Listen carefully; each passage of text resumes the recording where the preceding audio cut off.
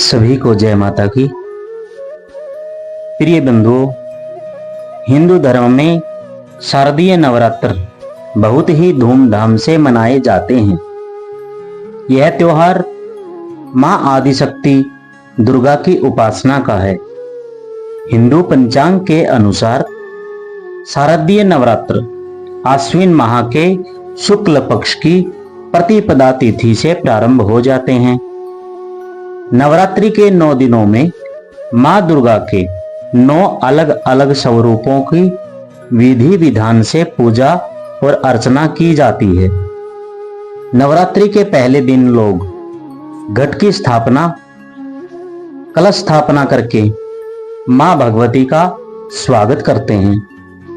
यूं तो नवरात्रि के किसी भी तिथि या हर तिथि में कन्या पूजन विशेष माना जाता है, लेकिन नवरात्रि की सप्तमी, अष्टमी व नवमी तिथि में कन्या पूजन का खास महत्व है।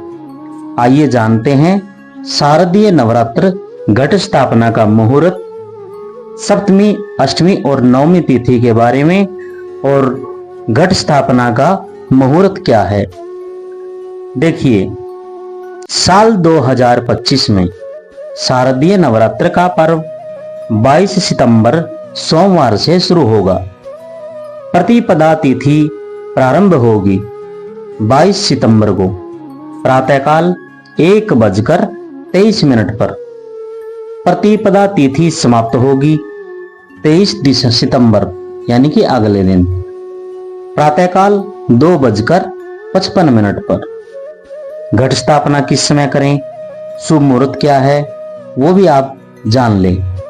घट स्थापना करने के लिए शुभ मुहूर्त है प्रातःकाल 6:09 से प्रातःकाल 8:06 तक। घट स्थापना के लिए एक अभिजीत मुहूर्त भी है, वो क्या है, प्रातःकाल 11:50 से दोपहर के 12:40। यानी जो भी भगत घट स्थापना सुबह का जो मुहूर्त है 6:09 से 8:06, उसके दौरान अगर नहीं कर पाते हैं या व्यवस्था सामग्री आपके पास एकजुट नहीं होती है, तो आप द्वितीय मुहूर्त जो है अभिजीत मुहूर्त में भी आप घट स्थापना कर सकते हैं, जिसका मुहूर्त रहने वाला है 11:50 से दोपहर के 12:38 तक। 30 सितंबर महाअष्टमी होगी, जिसमें महागौरी का दिन है और कन्या पूजन विशेष होता है। 1 अक्टूबर को महानवमी का पर्व है, यानी मां सिद्धिदात्री का। 2 अक्टूबर को विजयादशमी है, नवरात्रि का पारण है और दुर्गा जी का विसर्जन होता है इस दिन। शास्त्रों में ऐसी मान्यता है कि नवरात्रि की प्रतिपदा तिथि को ब्रह्म मुहूर्त में उठकर स्नान के बाद स्वच्छ वस्त्र धारण कर एक चौकी पर लाल वस्त्र बिछाकर वहां पर स्वास्तिक का चिन्ह बनाना चाहिए। फिर सिंदूर से और चावल से उसको टीका करना चाहिए। इसके बाद विधि विधान से मां भगवती की पूजा करनी चाहिए। मां भगवती की प्रतिमा लगाकर पूजा स्थल में कलश को स्थापना करना चाहिए। जवारे लगा करके कलश में अशोक के पत्ते लगा के ऊपर चुनरी से लिपटा हुआ एक पानी का नारियल स्थापित करें।